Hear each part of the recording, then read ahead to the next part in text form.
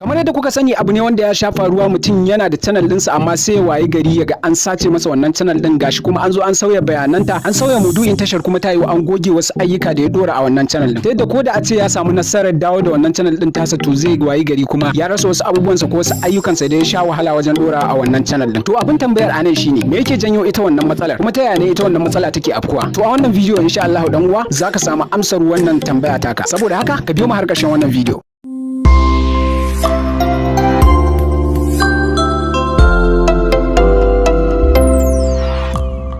To da fari dai kamar yadda kowa ya sani sace account din mutane ko ma account din menene ko na YouTube ne ko ma na menene abin da ake kiransa da suna da turanci shine hacking. To amma matsalar da ake ciki ba mu fahimci me ake nufi da kalmar hacking ba. Abin da zatanmu da tunaninmu yake bamu dangane da kalmar hacking shine wani bangare ne na ilimi a kwamfuta wanda idan mutum ya same shi shikenan zai iya da tsar kundin kowa domin kwashe bayanai da kuma wasu abubuwa na mutane. Amma kuma asalin tushen kalmar hacking ba haka take nufi ba. Kalmar hacking tana nufin dole sai ka yi bincike wajen gano bayanan mutum sannan zaka iya masa kutse zuwa cikin bayanansa ko ka sace bayanansa ko ka sace mar wani account ko ka saci kuɗi account ɗinsa ko wani abu makamancin haka saboda haka abin da nake so ku fahimta shine duk yanda mutum ya kai ga kwarewa a harkar hacking ba zai iya taba hacking ɗin account ɗinka ko hacking ɗin wani abu naka ba har sai ya san bayananka saboda haka masu satar account ko na YouTube ko na Instagram ko ma na menene suna amfani da bayanan mutum ne wajen sace wannan account ɗin wanda irin waɗannan mutane sukan iya ɗaukar tsawon lokaci suna bibiyar mutum domin su gano bayanansa wanda kuma sanin kanku ne cewar ba za su taɓa samun bayananku ba har sai kun yi sakaci da waɗannan bayanai naku akwai hanyoyi da dama da mutanen mu suke sakaci da bayanan su ta waɗannan fuskoki wanda su kuma ta waɗannan fuskoki waɗannan barayin account din suke samu su yi wa mutum kutse har su samu nasarar kwace account ɗinsa misali sautari za ga mutum yana harkar YouTube amma sai kaga Gmail din da ya amfani da shi wajen creating din channel ɗinsa ma'ana wajen bude tashar sa sai kuma ka samu da wannan Gmail din yake amfani wajen bada contact ɗinsa ma'ana email address din da za a tuntube shi yayin da ake bukatarsa da yi wani abu ko kuma ya bada wani abu ko kuma za a bashi talla wanda hakan na ɗaya daga cikin manyan kuskuren da muke tafkawa wanda su kuma waɗannan hackers ɗin suke amfani da shi wajen sace mana account ɗin wanda dama abu na farko da za su fara bibiyar ka dan su samu shine Gmail address ɗin da ka buɗe wannan YouTube ɗin da shi sai abu na gaba wanda shine password sautari akan samu wajen kirkirar password mutanen mu su yi wani ganganci wanda su ba su san cewar ganganci ne ba kuma ba su yi tunanin cewar wannan abu ganganci ne ba wanda sautari zaka ga mutum ya zo shi kirkirar password na Gmail address ɗinsa amma sai kaga ya kirkiri password ɗin ta hanyar yin amfani da sunansa inkiyarsa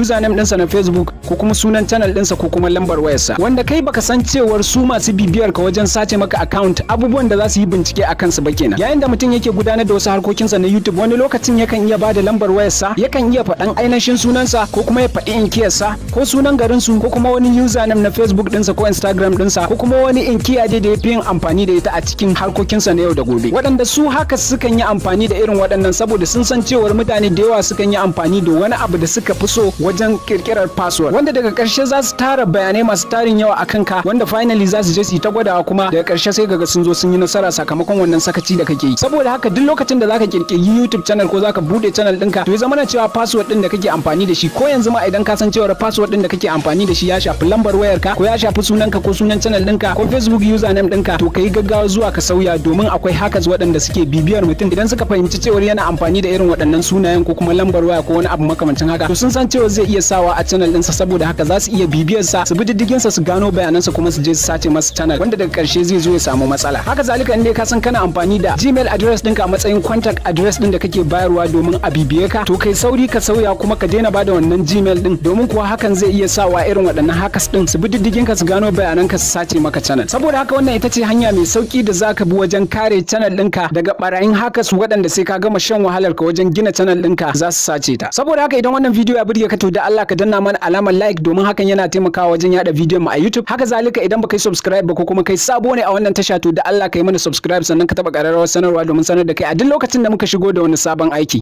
mun gode sai mun haɗu a bidiyo na gaba.